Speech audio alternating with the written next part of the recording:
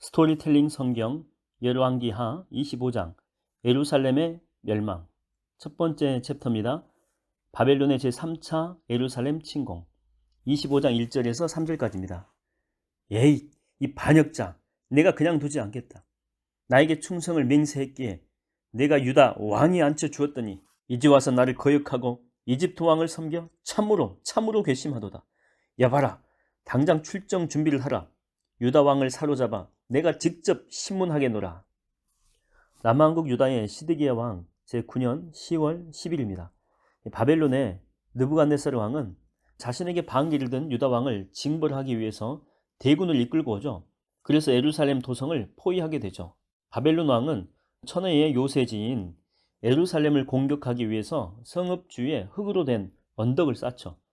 그래서 유다의 수도였던 예루살렘은 시드기야 왕 제11년까지 계속 포위된 상태로 있게 됩니다. 이때가 주전 586년경이죠. 이대로 계속 버티다가는 바벨론 군사들의 칼에 맞아 죽기 전에 모두 다 굶주려서 다 죽게 생겼네. 이집트 왕이 원군을 이끌고 와서 우리를 도와주면 좋으련만. 바벨론 군대의 포위 공격이 1년 이상 장기화되자 예루살렘 도성 안에는 생지역이 펼쳐지고 있었죠. 너나 나나 할 것 없이 극심한 이 굶주림에 시달리게 되었고 전염병이 나돌고 또 마실 물조차 여의치 않았습니다. 날마다 숱한 사람들이 죽어나갔죠.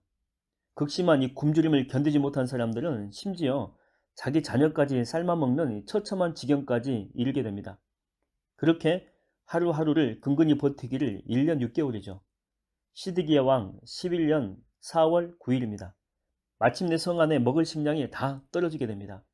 모두 굶어 죽거나 항복하는 것 외에는 달리 도리가 없었죠. 두 번째 챕터입니다. 유다 왕 시드기야가 포로가 되다. 25장 4절에서 7절까지입니다. 큰일 났습니다. 폐하. 예루살렘 성벽의 한쪽 모퉁이가 뚫려서 바벨론 군사들이 물밀듯 지금 쳐들어오고 있습니다. 얼른 몸을 피하셔야 됩니다. 일 어쩌면 좋을꼬. 안 되겠다. 일단은 먼저 도망가야 되겠다. 예루살렘 성벽이 뚫렸다는 보고를 받은 유다 왕 시드기야는 어둑한 밤을 틈타서 호위 군사들과 함께 몰래 궁궐을 빠져나오게 됩니다. 그는 왕의 동산 근처에 있는 두 벽 사이의 문, 곧 예루살렘 성의 남동쪽에 있는 실로암 연못 부근의 성문을 통해서 허겁지겁 아라바 쪽으로 도망치게 되죠. 이 길은 예루살렘에서 여리고를 거쳐서 요단강 계곡에 이르는 길입니다. 왕은 요단강을 건너서 반바벨론 동맹국인 모압이나 암몬으로 피신하려고 했던 거죠. 근데 시드기야 왕이 성문을 몰래 빠져나간 지 얼마 되지 않아서 바벨론 군사들이 그 사실을 알아채죠. 그리고 득달같이 추격하기 시작합니다. 결국 유다 왕은 멀리 가지도 못하고 여리고 평지에서 사로잡히는 신세가 됩니다.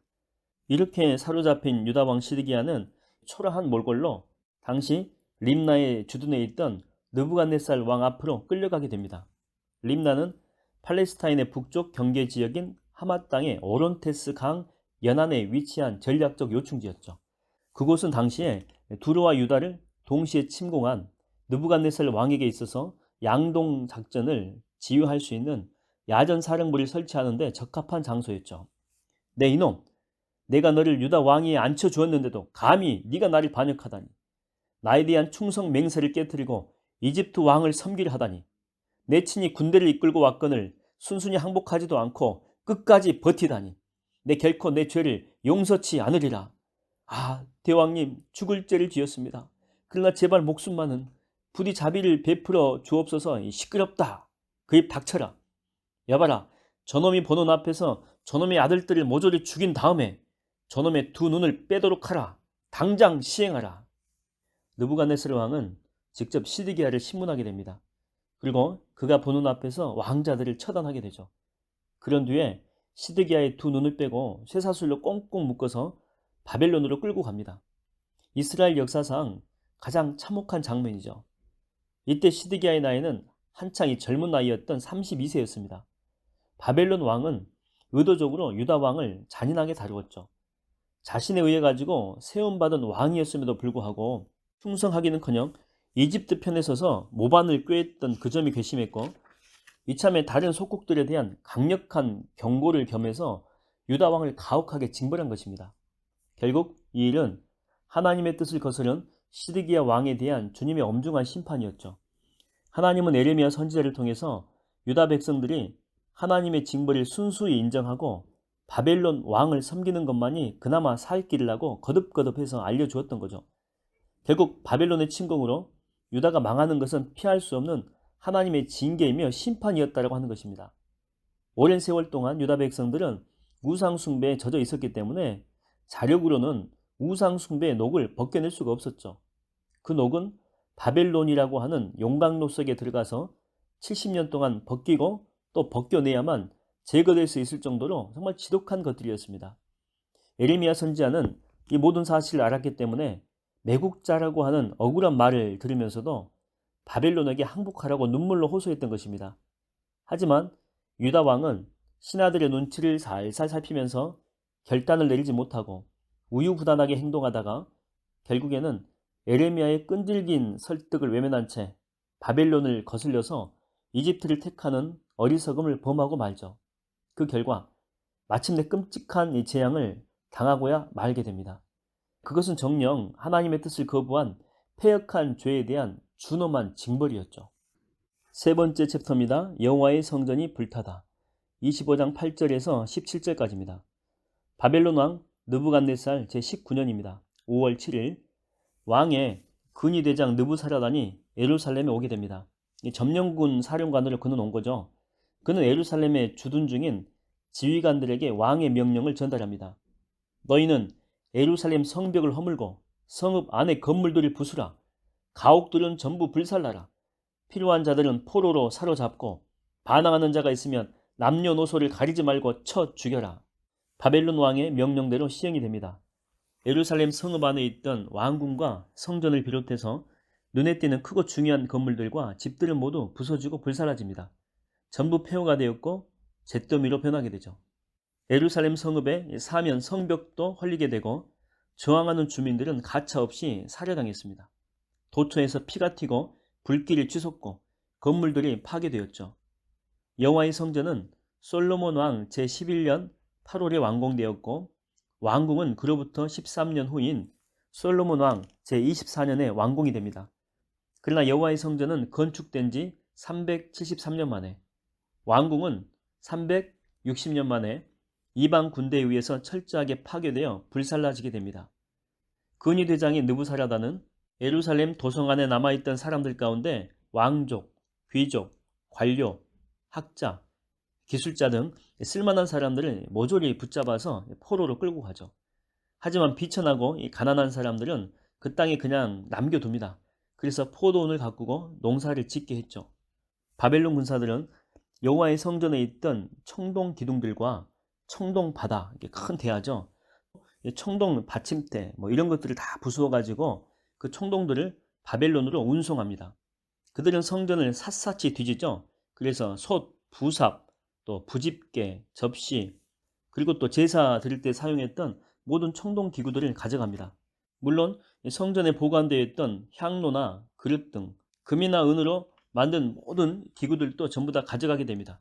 그들의 약탈해간 이 청동이 너무나도 많아서 그것들의 무게를 다 측량할 수 없을 정도였죠. 여호와의 성전 앞에 세워진 청동 기둥의 높이는 대략 8.1m였죠. 또 기둥 꼭대기에 있는 기둥머리는 높이가 대략 1.35m. 기둥머리 둘레와 그물과 석류도 전부 청동이었죠. 바벨론 군사들은 여호와의 성전에 있는 그 모든 청동들을 다 거두어 가게 됩니다. 참으로 처참한 비극이죠. 그토록 거룩하고 정결한 장소인 여호와의 성전이 이방 군사들의 발굽에 의해서 마구 짓밟히고 무자비하게 약탈당한 것이죠. 어째서 하나님은 이 거룩한 성전의 거룩한 기물들이 이방 군대에게 짓밟히도록 또 약탈되도록 허용하고 계시는 걸까요? 성전이 그 거룩함을 보존하고 그곳의 기물들이 가치가 있는 것은 여호와께서 성전에 임재할 때만 가능했죠. 그러나 유다 왕국의 만렙에 성전에는 가증한 우상들이 세워졌고 그 우상들 앞에서 이방 제사가 드려지면서 하나님은 성전을 떠난 것입니다. 하나님께서 떠나신 성전, 그 성전과 그곳의 기물들은 한낱 돌과 쇠붙이에 불과했던 것이죠. 그래서 하나님의 철저한 외면 속에서 성전이 그토록 무자비하게 짓밟히고 약탈당한 것입니다. 네 번째 챕터입니다. 유다 백성들이 살육당하고 포로가 되다. 25장 18절에서 21절까지입니다.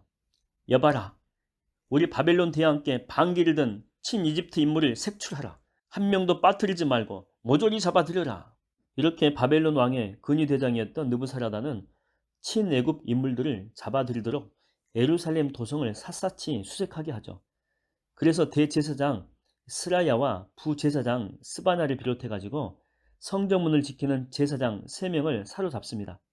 그 밖에도 예루살렘에 남아있던 최고 지휘관, 왕의 고문 5명, 회계 담당관, 군대 모병 지휘관, 그리고 도성 안에 피신해 있던 유다의 상류층 인사 60명도 사로잡게 되죠. 이렇게 사로잡힌 자들은 하맛 지역의 림나 본진에 머물고 있던 바벨론 왕 앞으로 끌려갑니다. 거기에서 그들은 무자비하게 처형당하죠. 살육의 피가 유다 온 땅을 벌겋게 적십니다. 요행에 살아남은 자들은 포로가 되어서 바벨론 땅으로 끌려갑니다. 왕국이 멸망당한 것이죠. 일찍이 하나님께서 여러 선지자들을 통해서 거듭 예고하시고 경고하신 바대로 모두 이루어진 것이죠. 때는 주전 586년경입니다. 이처럼 주께서는 북왕국 이스라엘과 남왕국 유다를 통틀어 전체 이스라엘 백성들을 징벌하신 것이죠. 주께서는 아수르나 이 바벨론 같은 침략자들을 이 땅에 불러들입니다. 그리고 무자비한 약탈과 이 도륙을 감행하게 하셨고, 또한 그 땅의 백성들을 사로잡아 가게 하신 거죠. 일찍이 모세를 통해서 주께서 이스라엘의 조상들에게 경고하신 그대로 이루어진 것입니다. 두 왕국 중 먼저 망한 곳은 북왕국 이스라엘이죠.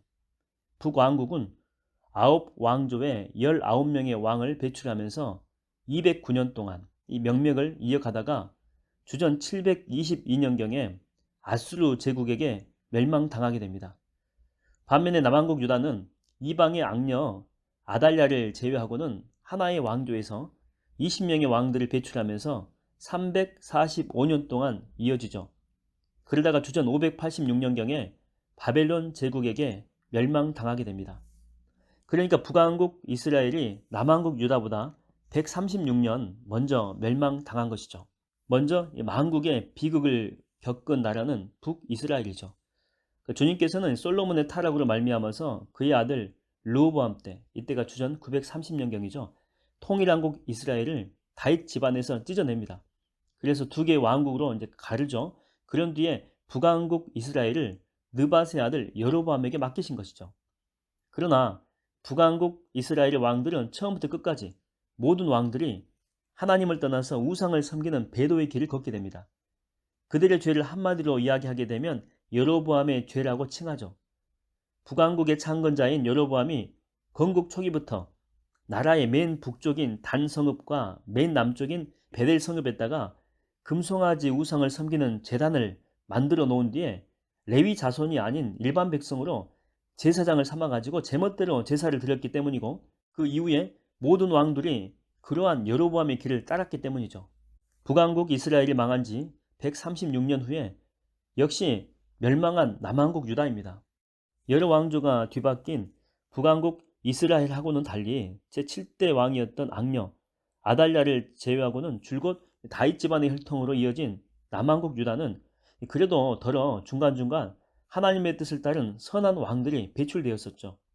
모두 20명의 유다 왕들 중에서 8명의 왕들입니다. 아사, 여호사밧, 요아스, 아마샤, 우시야, 요담, 히스기야, 요시야, 이런 사람들이 선한 왕으로 평가받는데, 그 중에서도 여호사밧 제4대 왕, 히스기야 제13대 왕, 요시야 제16대 왕, 이 세 사람이 대표적인 선왕이었죠. 하지만 하나님을 저버리고 우상을 섬긴 악한 왕들이 압도적으로 많았죠. 이런 악한 왕들 중에서도 55년 동안 통치하면서 나라를 온통 우상 숭배로 도배했던 므낫세 14번째 왕인데, 이 사람이 대표적이죠. 그래서 하나님은 계속적으로 이 선지자들을 보내셔서 경고하고 설득합니다. 그러나 그들은 마음 문을 닫고 듣지 않았죠. 그 결과 오래오래 쌓인 이 무거운 죄악으로 인해서 남왕국 유다도 끝내 멸망을 면치 못합니다. 그래서 북왕국 이스라엘은 건국 209년 만에, 남왕국 유다는 345년 만에 역사의 뒤안길로 사라지고 맙니다. 하나님께 불순종한 결과였죠. 사사기가 자기 소견대로 살았던 사람들의 이야기라면 열왕기는 자기 소견대로 정치를 했던 왕들의 연대기입니다. 다섯 번째 챕터입니다. 그달리아가 유다 총독이 되다. 25장 22절에서 26절까지입니다. 예루살렘 도성을 함락시킴으로써 유다를 완전히 정복한 바벨론의 왕 느부갓네살, 그는 유다 땅에 남겨놓은 사람들을 다스릴 총독으로 그달리아를 임명하게 되죠. 그는 서기관 사반의 손자이며 아히감의 아들로서 백성들한테 신뢰를 받는 유능한 인물이었죠. 그달리아 총독, 그대는 유대 지역에 남아있는 백성들을 잘 살피고 관리하라. 민생을 돌보고 치안을 잘 유지하되 만일 반역의 기미가 엿보이면 지체하지 말고 즉시 보고토록 하라. 이렇게 바벨론 왕은 다소 유화적인 식민 정책을 추구했던 것이죠. 예루살렘 도성이 함락될 때 유다 산지로 숨어들었던 군대 지휘관들과 부하들은 그달리아가 유다 총독으로 임명되었다는 소식을 듣고 진심으로 반기죠. 그달리아는 평소 신뢰감이 있었고 인격적이어서 믿을 만한 인물이었기 때문에 그렇습니다. 그래서 그들은 숨어있던 곳에서 스스로 나와서 그달리아가 있던 미스바로 모여들게 되죠. 그때 모여든 사람들 가운데 느다니아의 아들인 이스마엘, 가리아의 아들인 요하난, 느도바 사람인 단 후메스의 아들 스라야, 그리고 마아가 사람의 아들인 야하사니야와 그들의 부하들이 그런 자들이었습니다. 유다 총독 그달리아는 자신에게 나오는 자들을 기꺼이 반기죠. 그리고 설득합니다. 여러분, 바벨론 왕을 두려워할 필요가 전혀 없습니다. 우리가 조용히 살면서 그저 바벨론 왕을 섬기기만 하면 됩니다. 그러면 아무런 일도 없을 것입니다. 예전처럼 평화롭게 살아갈 수가 있습니다. 그달리아의 설득은 옳았죠. 그것은 하나님의 선지자인 예레미야가 평소에 주장한 내용 그대로였습니다. 정치적으로 볼 때는 강대국에 순복해서 국가의 안녕과 사회의 발전을 꾀하자고 하는 것이었지만, 종교적으로 볼 때는 바벨론을 통한 하나님의 징계를 달게 받아들이자라고 하는 냉철한 자각이었죠. 이것은 또한 이스라엘의 남은 자들을 보존하기 위한 하나님의 섭리와 경륜이기도 했습니다.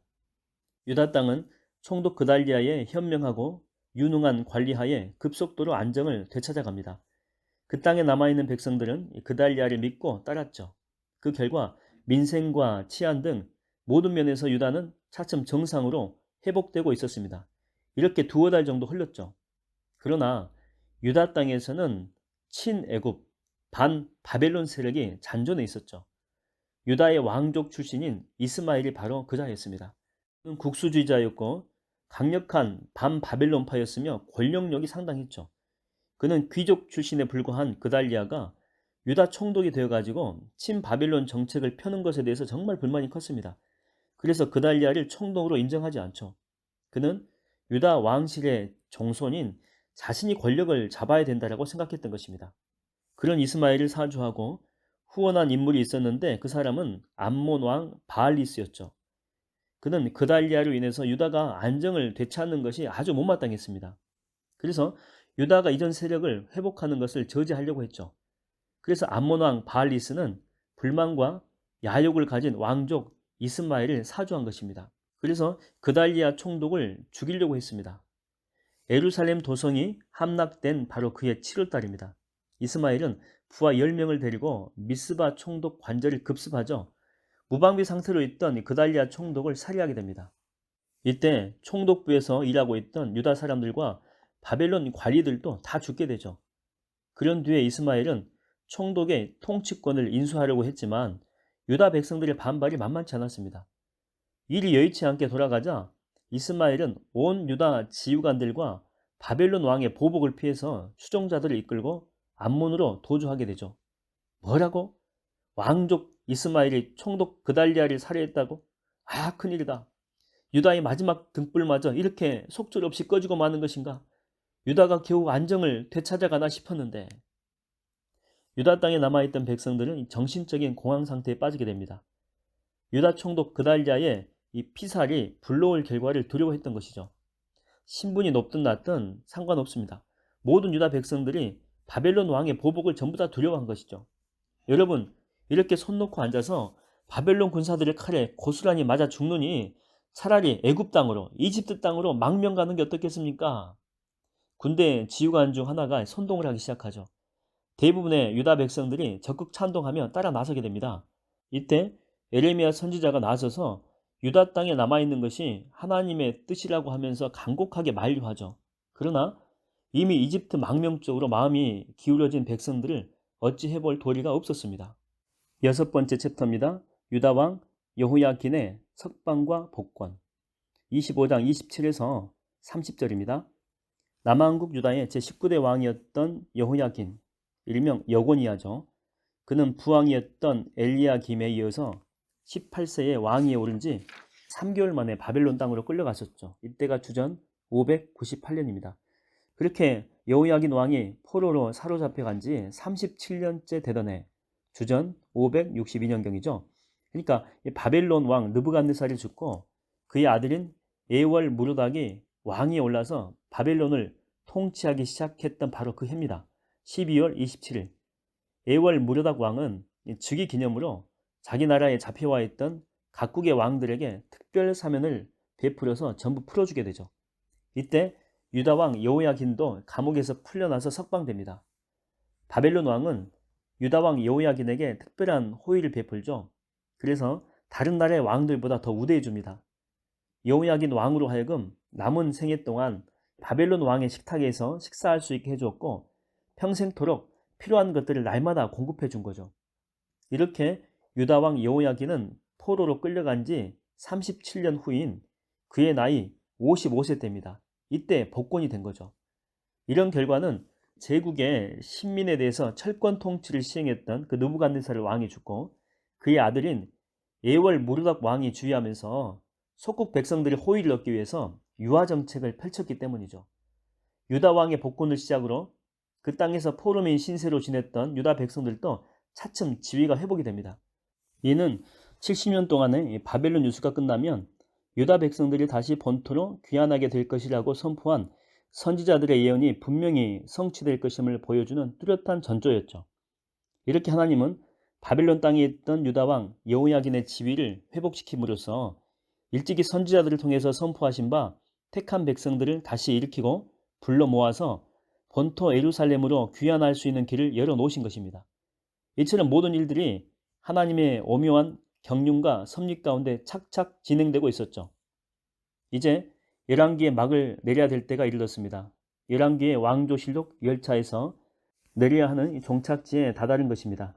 하차하기에 앞서서 달려온 길을 한번 살펴보도록 합시다. 왕들의 흥망성쇠 역사를 기록한 열왕기. 이 책은 초제일간 왕들과 하나님의 관계에 대해서 기록합니다. 그러기에 열왕기 역사는 어디까지나 하나님 중심 사관이죠. 왕의 치적과 그 왕에 대한 평가는 하나님과의 관계에서 결정이 됩니다. 나라의 흥망성쇠는 왕의 능력과 군사력에 의해서가 아니라 하나님께 대한 왕과 백성들의 신앙에 의해서 좌우가 됩니다. 그러하기에 모든 왕들에 대한 평가 기준은 매우 도식적이죠. 북왕국 이스라엘의 경우에는 여로보암의 길을 걸었는가, 또 남왕국 유다의 경우에는 다윗의 길을 걸었는가, 이걸로 옳고 그름이 결정이 됩니다. 여기서 여로보암의 길은 우상 숭배의 길을 뜻하고 다윗의 길은 하나님께 신실한 길을 뜻하죠. 그렇다면 그 길을 걸었는지 걷지 않았는지는 누가 판단할까요? 바로 여호와 하나님이시죠. 즉 여호와께서의 보시기가 그 기준입니다. 이로써 열왕기의 저자는 왕들의 주권자와 역사의 주권자는 어디까지나 만왕의 왕이신 여호와 하나님이심을 명백히 선언하고 있는 것입니다. 선민 이스라엘. 돌이켜보게 되면 그들은 왕정 제도를 실시하면 열방과 경쟁해서 강대한 제국을 만들 수 있을 걸로 확신하고 자신만만하게 왕국을 출발시켰습니다. 그러나 대략 500년에 걸쳐서 40명 넘는 왕들을 세우고 또 세웠지만 그런 국가를 만들지는 못했죠. 세상 나라들과 별반 다를 바가 없었습니다. 아니, 강대한 제국은커녕 도리어 세상 나라들에게 계속해서 치이고 짓밟히는 치욕의 역사를 써내려갔습니다. 그러하기에 열왕기는 만왕의 왕이신 하나님을 제쳐두고 그저 세상의 왕을 세워달라고 애걸복걸했던 그들의 요구가 얼마나 어리석은지를 잘 보여주는 생생한 고발장이죠. 그럼에도 한 가지 우리가 알아야 할 것이 있습니다. 선한 왕이든 악한 왕이든 열왕기에 등장하는 모든 왕들의 역사는 여호와 하나님의 주권적인 통치의 일부분이다 라고 하는 사실입니다. 그래서 오늘날 우리는 이스라엘의 왕조실록을 통해서 그들의 배후에서 일하시는 하나님의 경륜과 섭리를 직시하고 지금도 같은 방식으로 세상의 지도자들을 사용하시는 하나님의 주권을 읽을 수 있어야 됩니다. 최종 결론은 오직 여호와 하나님만이 만유를 다스리시는 주님이시고 진정한 나의 왕 되심을 고백하면서 오늘날 우리도 여호와께서 보시기에 옳고 선하다고 평가받을 수 있도록 다윗의 길을 걸어야 된다라고 하는 것입니다. 헛되고 거짓된 이방 우상을 따르는 여로보암의 길이 아니라 만왕의 왕 되시는 여호와 하나님을 따르는 다윗의 길이 일찍이 모세가 신명기 율법을 통해서 그토록 역설했던 바 생명과 축복과 구원과 번영의 기름을 절실히 깨달아야 한다라고 하는 것입니다. 이스라엘 왕들의 기록인 열왕기서 곧 이스라엘 왕조실록의 기록자는 오늘날 우리에게 바로 그런 소중한 깨달음을 주기 위해서 구구절절 길게 본서를 기록한 것입니다. 이뿐 아닙니다. 더 나아가 계속 이어지는 책인 역대기의 기록자 역시 열왕기와 똑같은 교훈을 주고 있습니다. 그러므로 이제 열왕기를 조용히 덮고 잠시 호흡을 길게 가다듬은 후 이어지는 역대기를 통해서 생생한 교훈을 배우도록 합시다.